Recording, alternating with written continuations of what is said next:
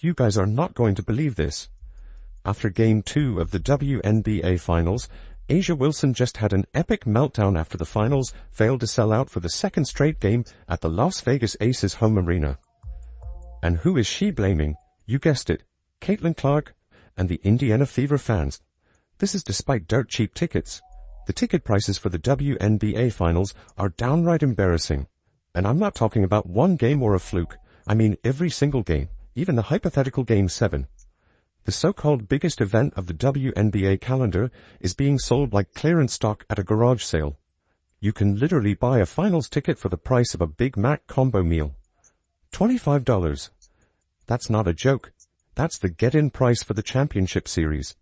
So, how does the league that spent all season bragging about record viewership end up with arenas emptier than a Tuesday matinee?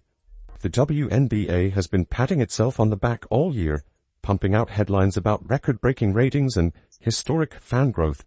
But now that the finals are here, all that noise has completely imploded. Ticket sales have tanked, not dipped, tanked, faster than a Caitlin Clark fast break in transition with 0 foul calls. And let's be clear, this isn't some vague statistic from months ago. We're talking about Game 1 of the finals in Las Vegas, the supposed entertainment capital of the world. You'd expect fans lining up around the block, right? Think again. The cheapest seats, $6. That's not a typo. The lower bowl, $25. Want to sit behind the team bench? $90. Second row? Around $130.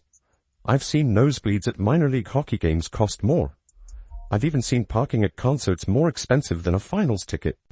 You mean to tell me Caitlin Clark's signature Nike t-shirt costs more than these damn WNBA final tickets? And I'm here to tell you, oh yeah, they do. I mean, 4-time WNBA MVP Asia Wilson can't even get tickets up to $50.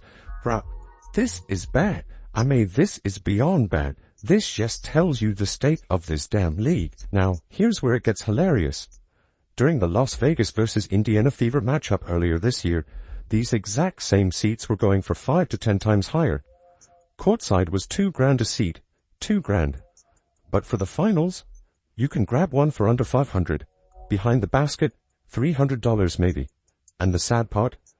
That's about the only section even remotely close to selling out. And we're not talking resale markups here. These are face value prices. That's how bad it's gotten. The WNBA itself can't even fill its own championship game at retail. Not to mention we got none other than Joanna Bonner, former Indiana Fever, quit the team herself in the talk and conversation of this WNBA finals, and more importantly, her significant other, Alyssa Thomas, has found herself in some hot water as well, with not really speaking about the current state of the W. And before anyone tries to claim Vegas fans just don't care, let's stop right there. This city has hosted every kind of major event imaginable. Boxing, UFC, Formula 1, and those tickets always move. The problem isn't Vegas. The problem is that no one cares about this matchup. Sure, Asia Wilson is putting up good numbers, and Chelsea Gray and Jackie Young are fun to watch. And yeah, the Phoenix Mercury clawed their way back into the picture. But outside of the most die-hard fans, there's zero buzz. The casual audience checked out a long time ago, and that right there is the league's biggest nightmare. When Caitlin Clark isn't involved, nobody tunes in. When the Fever were playing, tickets vanished within hours. You couldn't even get a resale under $200 during her hot streak in June. But now, no Caitlin, no crowd. The Clark effect was the entire engine, and the second she's gone, the whole machine sputters out. Now we know the controversy that laying up to this game is pretty much attached to Caitlin's name. That is, the Las Vegas Aces actually knock it off Caitlin Clark and the Indiana Fever, where Caitlin did not play, but we know the referees kinda had a hand in that, we should say, with kinda making sure the Las Vegas Aces was pushed to making it to the finals. This proves what most fans have been saying since opening night. The so-called growth of the WNBA wasn't some organic phenomenon. It was the Caitlin Clark phenomenon. She was the show. She sold the jerseys, drove the viewership, attracted new fans, and gave sponsors something to care about. Without her, the league instantly reverts to what it's always been. A niche product begging for relevance. And just when you think the optics couldn't get any worse, Commissioner Kathy Engelbert is out there giving victory laps about the strongest position the league's ever been in. Really? Because if that's true, why does it cost less to watch the finals than it does to bowl 3 games at the MGM Grand? The ticket charts tell the real story. When the matchup was first announced, upper-level seats hovered around $50. Within a week, down 20%, and by the time the media started reporting on it, lower bowl seats were under $60. That's not momentum. That's a market collapse. It's an absolute PR disaster. You can't spend a whole season shouting about record growth and then struggle to sell $6 tickets to your biggest event. The WNBA can flash as many Nike partnerships and brand deals as it wants. None of that means anything when fans aren't in the stands. You can't fake turnout. You either fill seats or you don't. And right now, the numbers are humiliating. And let's be honest, this finals matchup is the definition of boring. No villains, no rivalries, no drama. Just A'ja Wilson smiling through another media segment, pretending she's the face of the league while fans scroll right past. There's no Angel Reese controversy, no trash talk, no compelling narrative. Just basketball, and unfortunately, not even the exciting kind. The Aces vs. Mercury series has all the entertainment value of watching paint dry. 2 slow, predictable teams playing low-energy ball in half-empty arenas. No stakes, no emotion, no fun. Even players are starting to admit it behind the scenes. The finals energy just isn't there. Compare that to when the Fever were rolling earlier this season. Every Caitlin Clark game felt like a national event. The buildings were electric, reporters swarmed, fans lined up hours early just to get inside. That magic is gone. Completely gone. And sure, some of it is because Caitlin's been sidelined. But the deeper issue is how the league treated her. Fans don't forget the endless cheap shots, the ignored fouls, the jealousy from other players, or the commissioner's silence when she was targeted. Every time the WNBA failed to protect its biggest star, fans quietly checked out. Now, with Clark out of the picture, the numbers are collapsing like a house of cards. And this couldn't come at a worse time. The Players' Union is gearing up for major CBA negotiations. They want higher salaries, bigger revenue shares, better benefits, and they deserve those things. But how do you demand a pay raise when your finals tickets can't sell for more than a tank of gas? The owners and networks are going to weaponize this.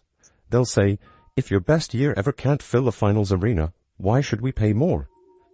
And that's the tragedy here. It doesn't just hurt A'ja Wilson or the Aces. It hurts everyone.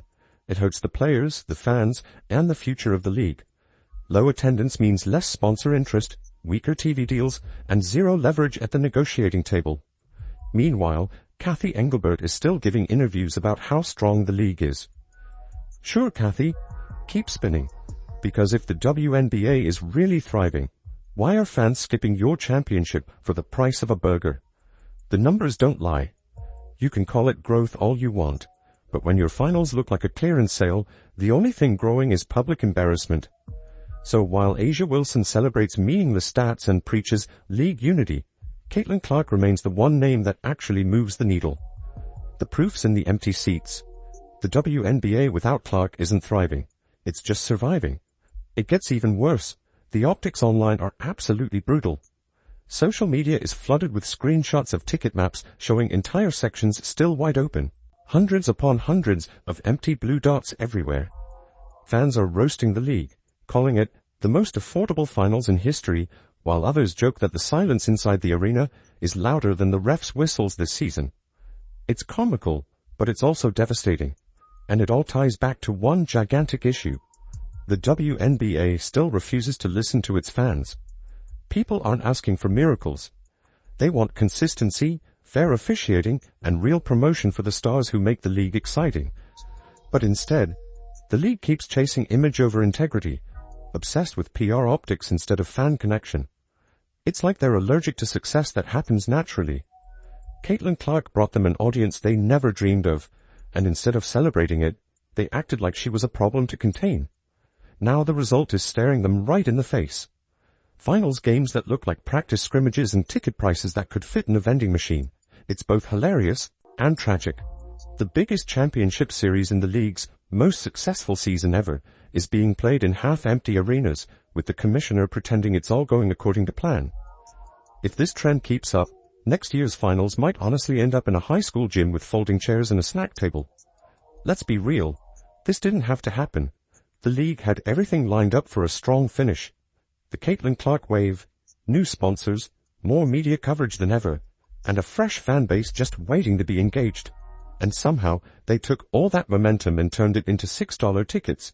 You almost have to admire the level of incompetence. It's self-sabotage on an art form level. For months, Cathy Engelbert and her team were out there doing their corporate victory tour, taking credit for everything Caitlin Clark did. Every press conference sounded like a broken record. Viewership is up. Merch is flying off shelves. The brand has never been stronger, but peel back the press release and nothing underneath has changed. Same limited marketing, same inconsistent officiating, same stale game presentation. They thought hype alone would carry the finals. But now, reality has kicked the door in, and it's ugly. Even the players see it. Sophie Cunningham, Nafisa Collier, even A'ja Wilson herself, they've all hinted at how disconnected the league's leadership is. But instead of fixing the actual problems, Engelbert keeps forming committees and listening sessions. Translation, more meetings, zero results. You'd think after watching attendance nosedive, she'd realize the WNBA doesn't need more PowerPoint decks. It needs action. Because here's the truth that everyone but the league office is willing to admit. Fans came for Caitlin Clark, not for the WNBA. That's the part that makes everyone squirm.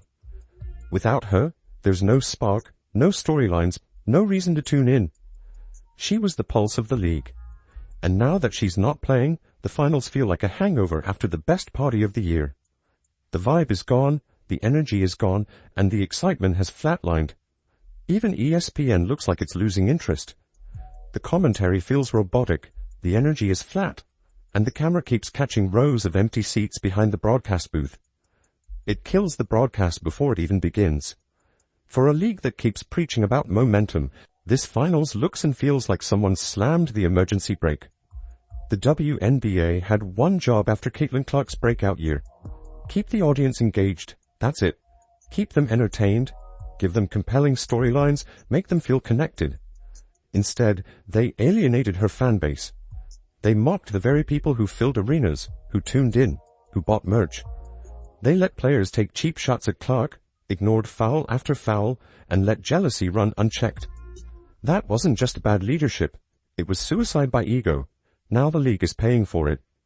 You can't cry about growth when your championship seats cost less than movie tickets. You can't demand bigger contracts and better networks when your own fans won't show up. And yet, they'll probably keep pretending everything's fine, like this is all part of some master plan to expand accessibility. Sure, Cathy, whatever you say. The truth is, fans don't want slogans. They want sincerity. They want excitement.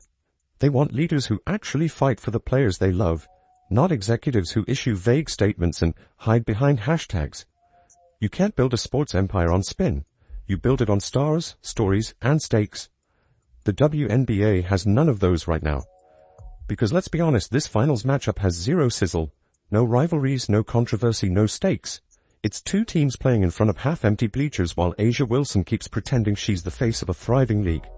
But if she's really that big of a draw, where are the fans? Why does Caitlin Clark move 10 times more tickets than a reigning MVP? Because people care about Clark. They don't care about A'ja. The numbers say it all. And this couldn't come at a worse time. With the CBA talks looming, the players' union is about to walk into negotiations demanding higher pay and better benefits, all while final seats go unsold. The owners are salivating at this. They'll use it as ammunition. If you can't fill arenas for the finals, why should we increase salaries? And they'll have the receipts to back it up. And yet Cathy Engelbert is still smiling through press conferences, calling this a sign of progress. Progress? In what world? When your finals look like a clearance sale at the outlet mall, that's not progress. That's panic wrapped in corporate optimism. The worst part is, this was supposed to be their moment. With all the attention Caitlin Clark brought to the WNBA this year, they had a golden runway. They could have ridden that wave, marketed the finals like a global event, and made people feel like women's basketball had truly arrived. But instead, they got complacent. They thought the Caitlin effect would carry them indefinitely. It didn't. Fans don't stick around just because you had momentum. You have to give them a reason to stay. You have to create rivalries, storylines, and drama that hook them emotionally. That's what the NBA and NFL do. They build tension, they create moments. But the WNBA seems content settling for hashtags and empty slogans. And so here we are. $6 finals tickets and half-empty arenas. The biggest storyline of the postseason isn't who wins the trophy. It's who's buying concessions just to make the place look full. For a league that keeps shouting record growth, these visuals tell a completely different story. If the WNBA truly wants to grow, it's time to stop preaching empowerment and start delivering entertainment.